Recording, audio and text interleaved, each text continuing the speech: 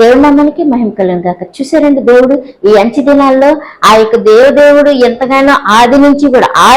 కూడా ఆదమవ్వ గారు ఎంతగా వాళ్ళు తప్పు చేసిన వాళ్ళని కూడా ప్రేమించి వాళ్ళకి గొర్రె చర్మపు వస్త్రాలు ఇచ్చి వాళ్ళని రక్షించాడు. అయితే ఎంతగా ఆయన సంతాపపడి ఈ లోకంలో బాధపడినా కూడా ముంచివేయుతున్నా కూడా నోహు కుటుంబాన్ని రక్షించి ఆ యొక్క రక్షణ మార్గంలోకి వారిని సిద్ధపరిచి వారిని ఆ కుటుంబంలో నిలిపాడు. అయితే ఈ కడవరి దినాల్లో కూడా క్రీస్తు ప్రభువు అంటే ఎవరో మనకు తెలియని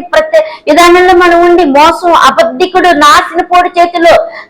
మనం నాశనమైపోకుండా మనల్ని క్రీస్తు ప్రభు గారు ఆ యొక్క 7 ముద్రల నుంచి విడిపించి నరకపు నాశనపు చీకటి 2వ మరణం నుంచి మనల్ని విడిపిస్తానికి వాడి చేతుల్లో నుంచి పడిపోకుండా నాశనమైపోకుండా ఈ కడవరి దినాల్లో మన కోసం ఆయన యొక్క కుమారుణ్ణి పంపించి మనకి ఆయన సత్యవాక్యాన్ని ప్రతిష్టతను మనకు తెలియపరిచి నన్ను ఎవరైనా నమ్మితే పూర్ణ అంగీకారంతో నమ్మితే వాళ్ళని నేను రక్షించి సత్య ప్రతిష్టతలోనికి నడిపించి తండ్రి ఎందుకు తీసుకెళ్తానని చెప్పిన ఇట్టి దేవదేవుని మాట విని రక్షించబడదామండి. ఆమె